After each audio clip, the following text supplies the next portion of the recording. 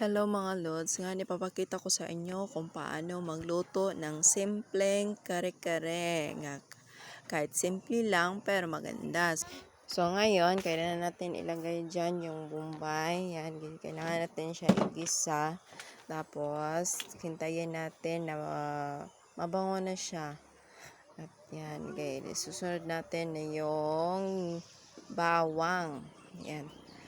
Kailangan ipaano natin siya na para mabango na talaga. Yan.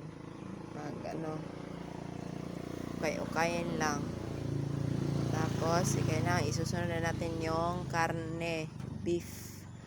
Yan. Susunod natin. Ilagay natin siya. Yan. Kailangan lang natin ukay.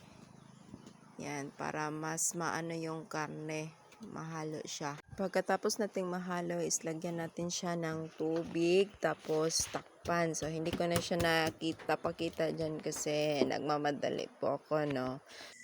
Makita nyo dyan, guys, so nag-iba yung kanyang kulay. Nilagyan ko po siya ng kare-kare mix.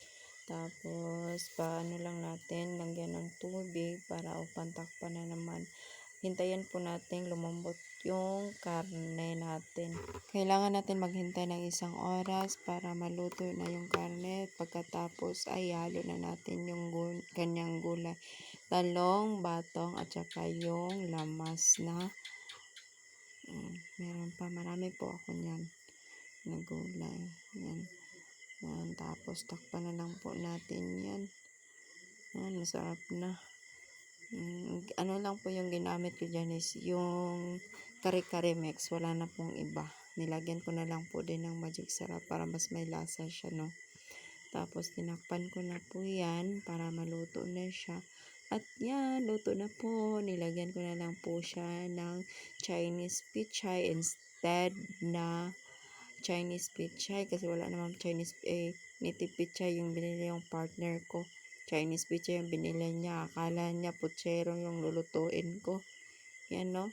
Alam niya magluluto ako ng kare-kare pero binilihan niya ako ng Chinese pichay. Ano ba talaga to? Hindi nag-iisip kung anong lulutuin.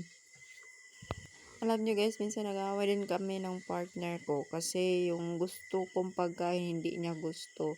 Yung gusto niya hindi ko rin gusto. Kaya maalat siya masyado. Lagyan natin ng maraming bitsin dyan guys para mas malasa good siya, no. Makahilo daw ang bitsin pagdaghan pero naadha ang bitsin lame na siya daw. Ambot lang sa inyo nagagamit siguro mong bitsin. Takloban na nato na kay gutom na kayo na, tanawa nagbukal-bukal na siya. Kalame sa kare-kare.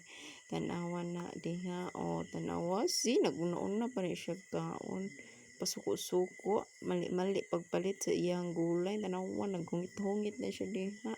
Wa dyan na siya pangagdaw, pinapiyong-piyong pa. Gilamian na siya guys, gilamian na siya. Hurot na. Kabalo pa mo, way nabilin anak. Hurot na. Napon may bisita dito sa balay, so nakikaon po.